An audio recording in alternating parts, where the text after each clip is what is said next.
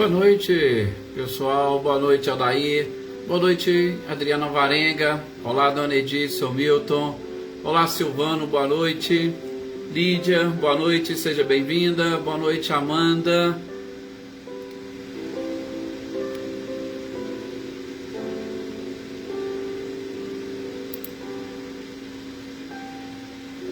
Olá, Ricardinho e Lúcia, boa noite, seja bem-vindo. Olá, Valdete, boa noite.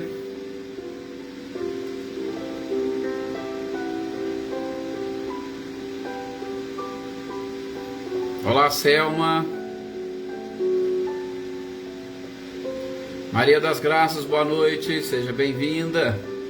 Maria Esther, boa noite, seja bem-vinda também.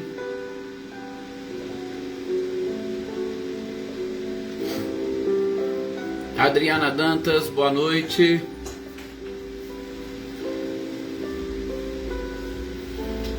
Olá, Dona Edith, Milton. Olá, Wagner, boa noite, seja bem-vindo.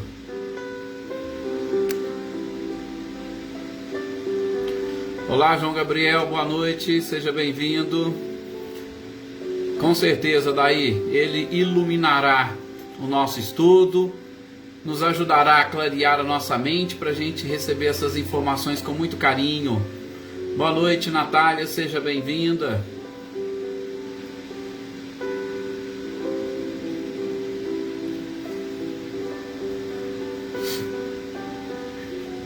Senhor Antônio Pazotto, boa noite, seja muito bem-vindo.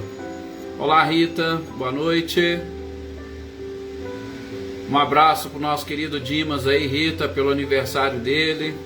Olá, Claudionor e Eliane, sejam bem-vindos também. Boa noite para vocês. Dara Lopes, boa noite, seja bem-vinda.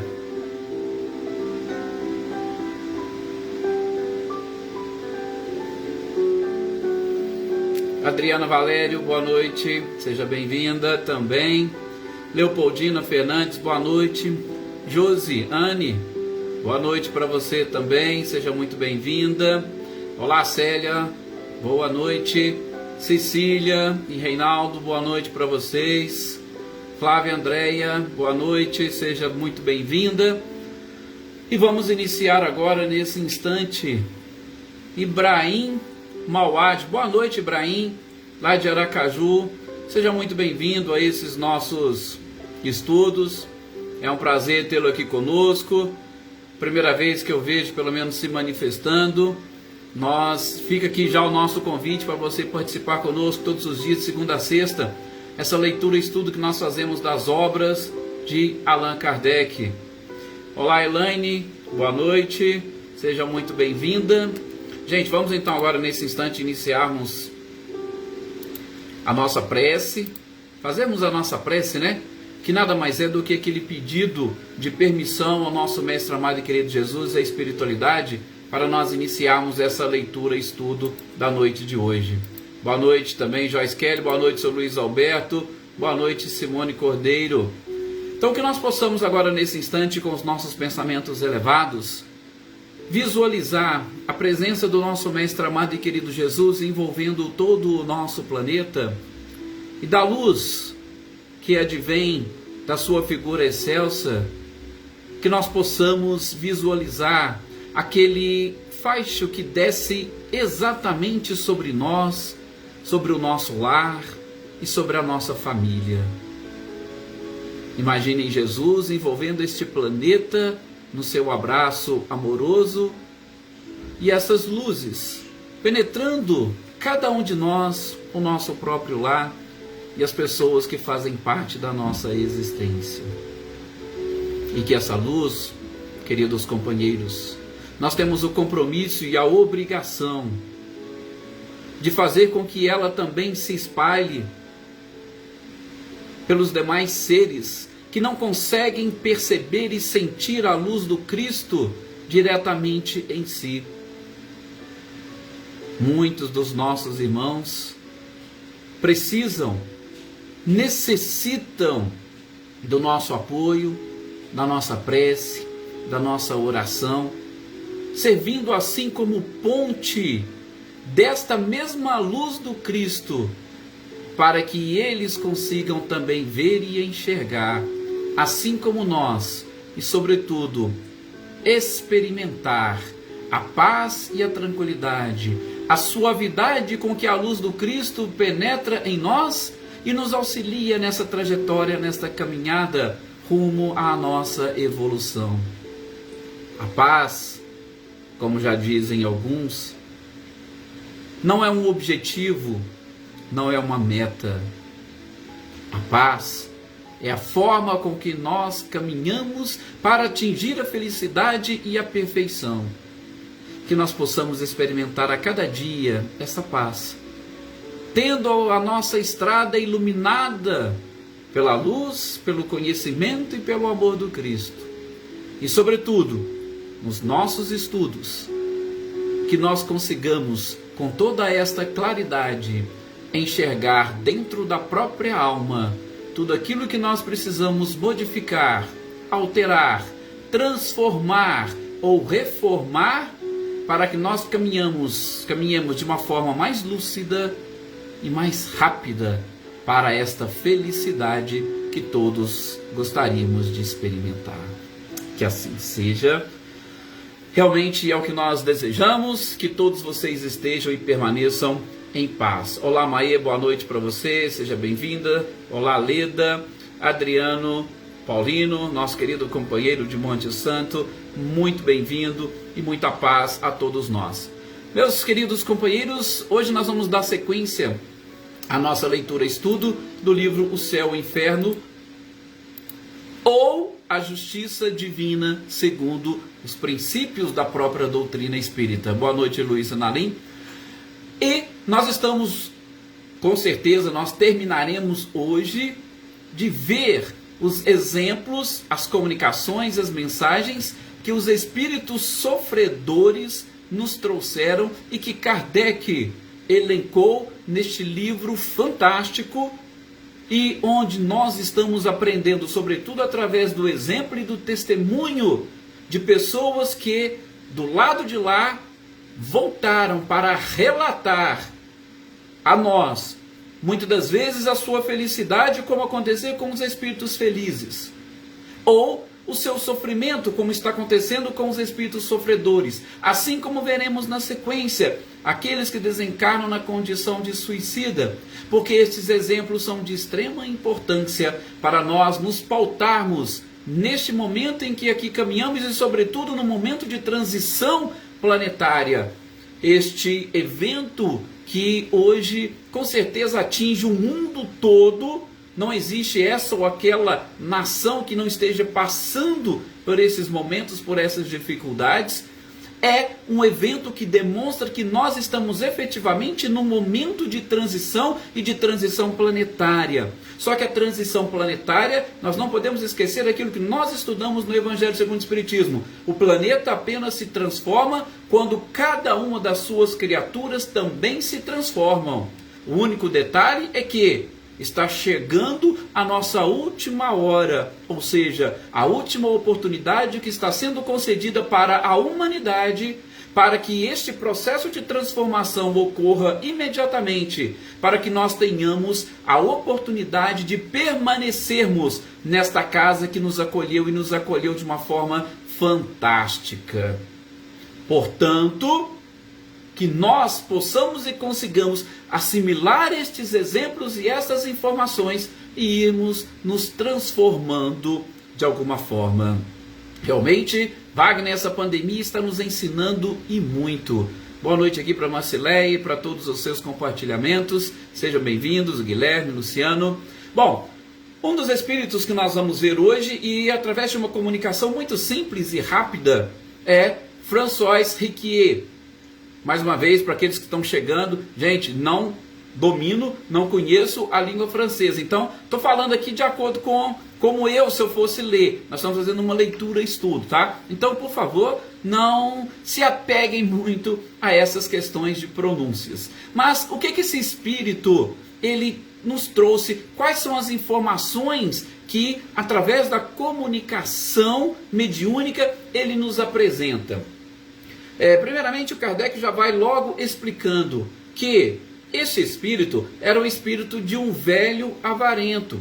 Velho porque vocês perceberam que boa parte dos espíritos que se comunicaram aqui através desta fantástica mediunidade daquela época e sob a égide ou sob a organização de Allan Kardec, a maioria eram jovens, moços, adultos. Aqui Kardec já fala que se tratava de um velho, só que era um velho avarento. Avarento em que sentido? Era aquele que exatamente procurava acumular as suas riquezas.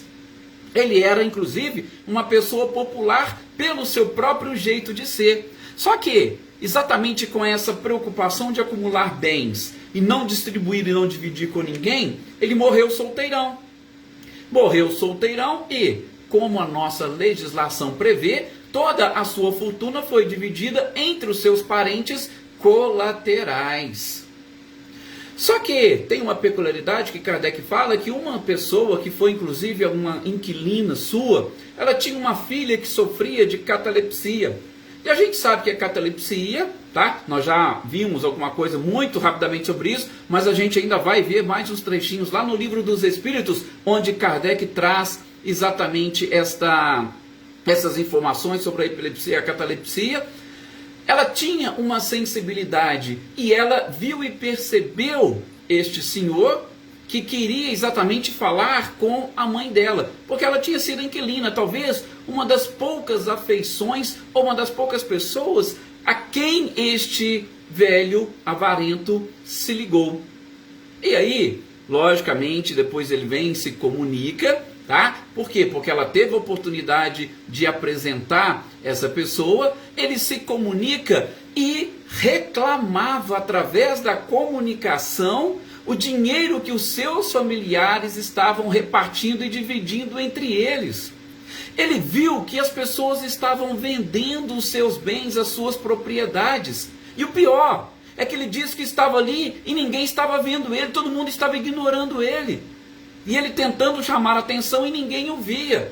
Estavam simplesmente ignorando, e aí ele foi atrás de alguma pessoa. Olha, peraí, por que eles estão fazendo isso comigo? Por que estão me ignorando e estão dilapidando todo o meu patrimônio, dividindo, vendendo? Mas foi nesses instantes que eles esclareceram, mas você está morto. E o morto, ele não precisa de bens materiais, ele não precisa de dinheiro. Então, a única coisa que a gente pode te orientar, naquele tempo, a médium foi falando isso com ele, é para que você implore a Deus que lhe conceda uma nova existência. E de preferência que você tenha uma nova existência experimentando na pobreza todas as dificuldades que farão com que você se desligue e se desapegue dos próprios bens materiais, mas acima de tudo que você se desapegue da própria usura. Vou abrir aqui um parênteses para mais uma vez deixar claro aqui que todos esses espíritos sofredores, vejam, nenhum deles são espíritos maus. Kardec classificou como sofredores por quê? Porque eram seres que sofriam apenas e tão somente com as próprias características, ou com os vícios que cada uma delas carregava: orgulho, egoísmo, vaidade, aqui no caso a usura, a avareza.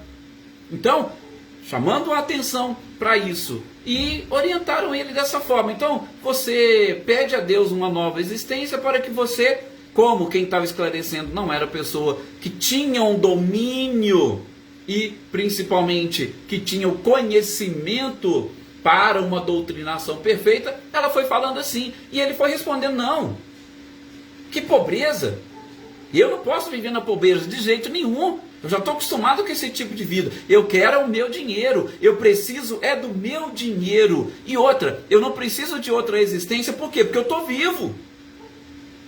Se eu estou vivo, por que eu vou precisar de existir de novo? Olha para vocês verem o estado em que aquele espírito se encontrava. Como eu disse para vocês, é uma mensagem bem curta, mas que Kardec trouxe para exatamente nos mostrar uma das condições que os espíritos chegam no plano espiritual. Depois, inclusive, deram ou passaram o endereço, essas pessoas chegaram até a sua residência, tá? E identificaram, sim, tudo aquilo que ele estava falando, que estavam dividindo os seus bens. e descobriram que já tinha mais de 5 anos que aquele senhor já havia desencarnado, porém ele ainda se encontrava ligado aos seus próprios bens. Gente, com certeza ele sofria. Por quê? Porque tudo aquilo que ele viveu durante a sua existência corporal estava sendo, em questão de minutos ou em questão de horas, no máximo alguns dias, sendo dividido, distribuído. Tudo aquilo que ele acumulou, simplesmente ele estava vendo desaparecer. E como ele era uma pessoa solteirona que vivia praticamente na solidão, evitando contato para que eles não se aproveitassem dos seus bens, o que aconteceu? Ele estava se vendo só e exatamente como não teve amizades, como não teve familiares, não teve também afetos ou pessoas que pudessem, através sobretudo da oração, ajudá-lo a aliviar o seu sofrimento. Este era, como segundo ele mesmo disse, uma das suas piores torturas. Por quê? Porque a alma estava sofrendo. Ele disse isso, não é o corpo que sofre, é a alma. Até mesmo porque ele, ainda que se acreditando vivo, depois passou a ter essa noção de que não era o seu corpo, era a sua alma que passava por todos estes perrengues, né?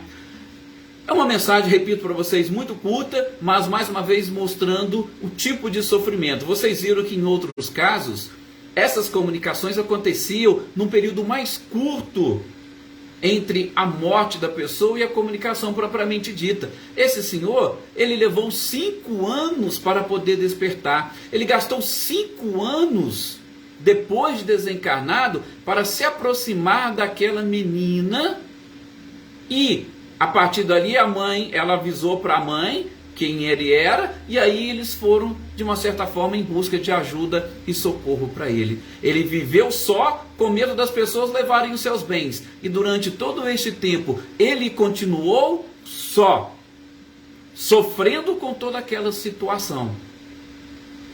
Tá? Mas essa questão do tempo, a gente vai continuar vendo, inclusive, nesse próximo espírito, que vai trazer para nós mais algumas informações. Aliás, são muitas as informações que o espírito de Claire traz para nós. Foram várias mensagens que ela foi trazendo, e cada uma dessas mensagens, o próprio Kardec chama a nossa atenção. A gente vai percebendo a evolução do tratamento do espírito. Por quê? Porque a cada manifestação dela era mais alguma coisa que ela aprendia, era mais um alívio que ela sentia. E todas as vezes que nós sentimos alívio, que nós vamos abrandando o nosso coração, a gente vai percebendo as verdades que nos envolvem, a gente vai percebendo as verdades da própria vida. Aquilo que nós já falamos aqui em outras oportunidades. Quando você desabafa alguma coisa com alguém, você tira um peso das suas costas, mesmo que você não tenha resolvido o problema, só o fato de você relatar, aquilo já te alivia. Então, o que aconteceu com esse espírito? Repito, foram várias comunicações, e no meio dessas comunicações, esclarecimento dos espíritos, esclarecimento e questionamentos feitos a São Luís, esclarecimentos trazidos pelo próprio guia espiritual da médium, tudo para nos ajudar a entender a situação deste espírito. Algumas pessoas que a conheciam falavam justamente do seu caráter. E o caráter que ela apresentou quando estava encarnada justificava os tormentos que ela estava sofrendo no mundo dos espíritos. E ela mesma relata que o sentimento predominante durante a sua vida era exatamente o orgulho e o egoísmo, como nós vamos identificar nas suas cartas. E vejam, em uma delas, Kardec ainda ressalta logo no início, salvo engano na terceira, nós vamos perceber mais uma vez que ainda no plano espiritual, mesmo depois dessas comunicações iniciais, ela ainda sentia esse orgulho e o egoísmo muito exacerbado dentro de si. Mas nós vamos deixar para quando chegarmos na comunicação, ou nessa comunicação, identificarmos. Na primeira carta que ela escreveu, ou no primeiro ditado, ou na primeira mensagem que ela trouxe, e que foi aqui trazida também por Kardec neste livro, O Céu e o Inferno. Ela reclamava, ela chegava reclamando que a gente fala muito, vocês falam que tem que ter resignação, vocês falam que tem que ter paz, vocês falam que tem que ter paciência, vocês falam que tem que ter esperança, mas isso não passa de ilusão. Ou seja, ela já chegou ali para a comunicação totalmente revoltada. Essas palavras que vocês falam, a gente não consegue, não é assim do jeito que vocês pensam. Eu vou falar, desejo paz e todo mundo já sente paz. Não, isso não são palavras mágicas. Então eu achei interessante a forma como ela coloca, exatamente nos mostrando, e aí me fez lembrar, daquela passagem onde o próprio Cristo diz: nem todos que dizem Senhor, Senhor, entrarão no reino dos céus. Por quê? Porque, gente, as palavras não são mágicas. Ela estava exatamente passando pelo sofrimento. É igual quando você quer orientar uma pessoa que está sofrendo, e aquele sofrimento, ou pelo menos aqueles sentimentos, aqueles vícios estão tão enraizados nela, que você tenta falar alguma coisa, ela não consegue ver, ela não consegue enxergar, ela não consegue entender o que você fala. Era a situação desse espírito. Não adianta você falar para ele que você tem que ter resignação, que você tem que ter esperança, porque o estado em que ela estava, infelizmente, era ainda de muito sofrimento. De novo, por causa de quê? Por conta dos seus próprios vícios, Sobretudo orgulho e egoísmo. Então, absolutamente nenhuma palavra seria suficiente para levá-la a um arrependimento. Vocês acham que nós conseguimos, com uma simples palavra, para pessoas, às vezes até do nosso convívio, que tem o orgulho e o egoísmo exacerbado, vocês acham que com simples palavras a gente consegue fazer com que elas enxerguem o próprio egoísmo e o orgulho? Dificilmente. Com certeza, Valdete, a história se repete em todos. Nós vamos ver nessas comunicações que, enquanto interessante, é exatamente isso. Então, ela dizia que sofria e que ao redor dela ela enxergava trevas e apenas sombras, e palavras delas, silenciosas e indiferentes. Olha, para vocês verem que interessante. Mas ela conseguia, pelo menos, saber que existe um Deus. Isso ela tinha com ela. Mas ela não conseguia entender, sobretudo, essa relação, e muito menos sentir Deus. Saber que existe é uma coisa, sentir é outra totalmente diferente. E o que ela estranhou naquela primeira comunicação, ela não sabia qual o motivo da atração que ela sentia pela médium, e que ela estava ali exatamente se comunicando naquele momento. Depois, na segunda mensagem, ela estava ainda, de uma certa forma, revoltada, reclamando que a sua desgraça parece que aumentava a cada dia. E as malditas horas de egoísmo e inércia que ela teve quando estava aqui encarnada, pesava sobre o seu íntimo naquele momento. Veja, ela não estava ela não estava ligada ao corpo, ela já estava separada, mas ela percebeu que todas aquelas horas de egoísmo que ela teve quando aqui estava pesando sobre ela. E aí ela já lamenta, a gente já começa a enxergar uma melhora, Disse ela na mensagem: malditos os interesses humanos e as preocupações materiais que nós temos quando estamos aí. Por quê? Porque essas preocupações materiais nos cegam e nos faz perder. Nos faz perder de quê? Nos faz perder o verdadeiro sentido da vida. Nos faz perder o objetivo da própria vida, que nós já levantamos esses questionamentos aqui. Qual é o sentido? Qual é o objetivo? Qual é a meta da sua vida? Cuidado! Se a sua meta for pura e exclusivamente essas preocupações materiais, preste atenção no que esse espírito está dizendo.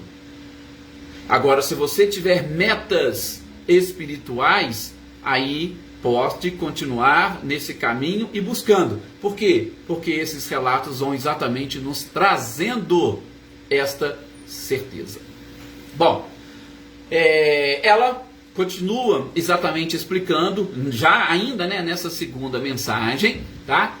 Pedindo e orientando. Gente, tudo isso está me fazendo sofrer. Então, vocês que estão lendo essa mensagem, vocês que estão me ouvindo, por favor, não retarde a marcha. E expressão dela: não se preocupem em engordar o seu corpo em detrimento da alma. Ouça mais o seu coração. E ela encerra a mensagem pedindo oração para ela. Ó, na primeira ela nem falou, na segunda ela já pediu uma oração para ela. Agora veja que interessante, na terceira mensagem que ela traz.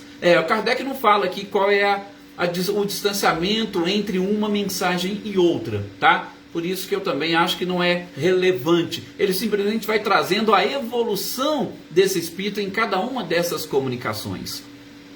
E sabe o que ela reclamava? E vejam como é importante aquilo que Kardec disse lá atrás, que eu falei para vocês. Nessa terceira mensagem, ela ainda apresentava esses resquícios do orgulho e do egoísmo. Sabe por quê? Porque ela disse o seguinte, olha, falando lá, escrevendo, ditando, né, para médium, ela falou, olha, vocês acham que umas preces que vocês fazem para a gente aqui de vez em quando resolve o problema? Vocês acham que uma prece isolada e citar o meu nome uma, duas vezes está resolvendo o meu problema? Não, não está sendo suficiente para apaziguar as minhas penas. Ou seja, ela queria que a médium e a equipe se ficasse exclusivamente por conta dela, rezando por ela o tempo inteiro. Olha para vocês verem como que o egoísmo ainda estava exacerbado nesse período. Não, uma prece isolada aqui não resolve, eu quero que vocês fiquem rezando para mim o tempo inteiro. Mas é claro que ela sentia durante as orações o alívio que a prece produz nos espíritos. A gente tem falado em todos esses espíritos sofredores. A cada momento que você faz uma prece a eles, essa prece chega até eles e alivia-os. Por isso nós lembramos aqui, não se esqueçam de rezar pelas pessoas, todas as pessoas, estejam elas encarnadas ou desencarnadas. Por quê? Porque a prece vai chegar de alguma forma para elas. Então, esse espírito estava reclamando isso. Olha, vocês tinham que ficar só por minha conta. Vocês tinham que rezar só para mim, esquece dos outros. Vocês ficam aí estudando essas questões filosóficas aí, esquece disso, fica rezando para mim, por quê? Porque eu preciso. Ora, mas nós sabemos que uma das coisas que ela precisava exatamente trabalhar era o egoísmo e o próprio orgulho. Mesmo sentindo a dor e o sofrimento, ela não detinha a exclusividade dos pensamentos da médium ou do grupo onde ela se manifestava. Mas o importante é que naquele instante, quando ela identifica na oração uma forma de aliviar a sua própria dor e o seu sofrimento, ela já consegue vislumbrar no fim do túnel uma luz. Ela ainda sofria, e segundo dizia, sofria muito, mas ela já conseguia enxergar uma luz no fim do túnel. Depois tem um pequeno esclarecimento de São Luís, tá? Por quê? Porque depois tem mais mensagens dela. E nos esclarecimentos de São Luís, ele vai exatamente informar, para que nós saibamos o que aconteceu com esta mulher, com esta jovem. E aí, o próprio São Luís já começa. Vocês acham que esse sofrimento todo que ela está reclamando, ela cometeu algum tipo de crime, algum assassinato, algum roubo? Ele diz, não, nenhum. O único erro dela, ela divertia-se com aquilo que as pessoas chamam de felicidade aqui no plano físico. Ela veio e estava aqui quando encarnada apenas e tão somente para gozar a vida. era beleza, era fortuna, era gozos, adulações, adorava, né, que as pessoas ficassem adulando ela. E isso fez com que o seu egoísmo apenas e tão somente aumentasse. Não era um espírito mau, não era um espírito, como nós dissemos, e o próprio São Luís fala, que teria cometido crimes. Não, o seu sofrimento era justamente o fruto daquilo que ela achava que ela deveria continuar merecendo depois do desencarne. Gente, uma das coisas que eu vou falar e depois a gente até volta na conclusão. Tudo está na nossa própria mente. Aliás, esse próprio Espírito vai dizer, o céu e o inferno estão dentro de nós. Imaginem só, se você quando está encarnado, está dentro de um corpo de carne, você vive todos os prazeres da carne, você não encontra um minuto sequer da sua vida para se dedicar às questões espirituais. Você fica apenas e tão somente ligado a questões materiais. Quando você desencarna, ou seja, quando você perde o corpo, você não tem como experimentar esses gozos materiais. A Marinha faz uma pergunta aqui até interessante, né? O próprio Kardec doutrinava, dialogava com esses espíritos ou tinha seus auxiliares como intérpretes? Marinho, pergunta realmente interessante. Gente, como é que acontecia na época de Kardec? Na época de Kardec, muitos desses médiuns, muitas dessas comunicações não foram obtidas nem no grupo onde Kardec estava. Eram médiuns que recebiam essas mensagens e encaminhavam-nas para Kardec. E aí Kardec reunia todo esse material e depois codificava, separava, deixava vários na revista espírita e trouxe alguns para compor estes livros básicos. Então, como é que era o processo de doutrinação? A grande maioria da doutrinação, Marinha, era feita exatamente com o desabafo do espírito e, ali naquele ambiente, a espiritualidade utilizava de todos aqueles fluidos, especialmente dos fluidos animalizados ou magnéticos dos próprios médiuns, e a orientação saía exatamente dali. Então vinha um espírito, comunicava, aí vinha em seguida um mentor e trazia a sua mensagem, trazia o seu esclarecimento. E os pensamentos das pessoas ali é que auxiliavam nesse processo de doutrinação. Porque vocês vão perceber em muitas mensagens que Kardec traz, principalmente nesses livros, que o Espírito fala e logo o próprio Espírito responde. Por quê? Porque tem um Espírito ali que orienta. E quando o Espírito orienta, ela fala, ele aqui está me dizendo isso, isso e isso. Tá? Então, nesses casos especificamente, tá? Na época de Kardec, nós não tínhamos uma sessão mediúnica como nós temos hoje, com alguém doutrinando. Esse era uma das grandes responsabilidades dos Espíritos que ali estavam. E a gente vai identificar muito em vários desses exemplos que nós temos no livro Céu e o Inferno. Tá? É claro que, como boa parte das comunicações eram escritas, Kardec também, quando ele participava, ele fazia as perguntas. Nas perguntas o Espírito também lia e ali ia acontecendo aquele diálogo entre eles, muitas das vezes pela escrita e também pelo pensamento de toda a equipe que ali estava, ok? Vamos lá, então, São Luís vai trazer esses esclarecimentos e vai dizer o seguinte, gente, ela não violou nenhuma lei dos homens. O detalhe dela foi que ela violou a lei de Deus. Lembra quando nós estávamos estudando os espíritos em condição mediana? E a gente falou um pouquinho do que era ético e moral para os homens e o que era ético e moral para Deus, que existe uma diferença? Pois é, para o mundo, essa mulher não era uma mulher ruim. Não era uma mulher ruim, não era uma mulher má, mas era simplesmente uma mulher egoísta, orgulhosa, que queria apenas e tão somente gozar a vida.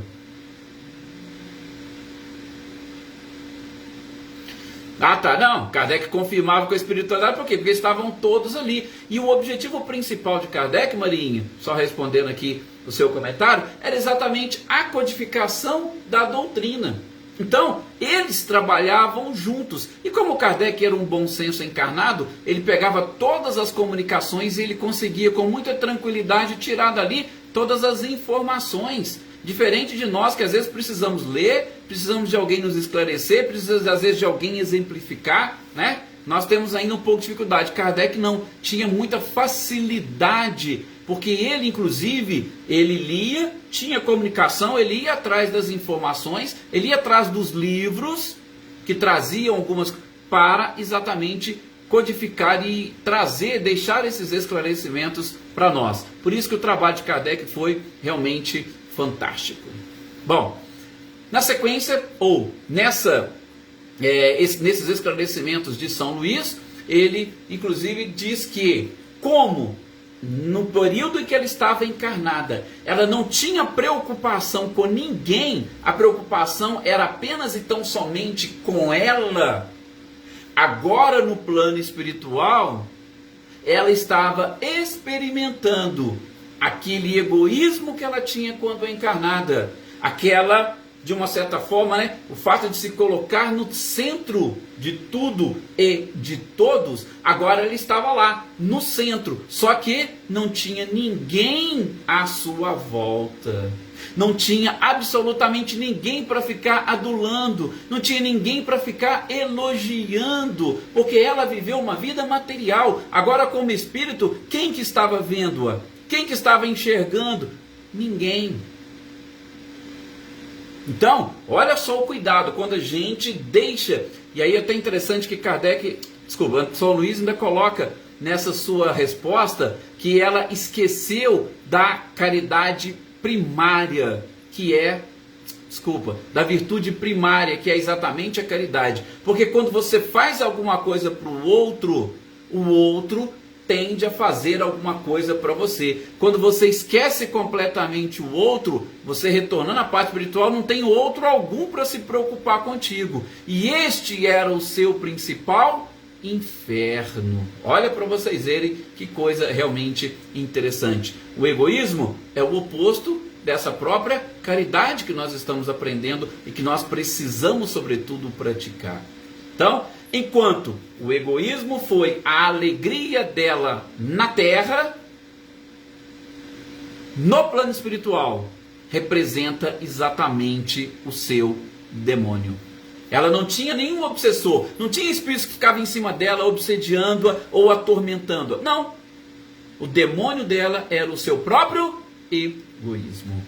Depois, gente, na quarta comunicação que ela traz, aí ela já começa a mudar um pouquinho, aí ela já vai falar da moral divina, já vai falar da moral humana, e principalmente ela vai falar que a moral divina é exatamente aquela que aceita o arrependimento da criatura, enquanto que a moral humana, na grande maioria das vezes, ela é hipócrita. Por quê? Porque ela se preocupa apenas e tão somente com o verniz que nós carregamos perante a sociedade. Então, é uma quarta mensagem já demonstrando aquele início, aquele processo de arrependimento que ela estava se aproveitando.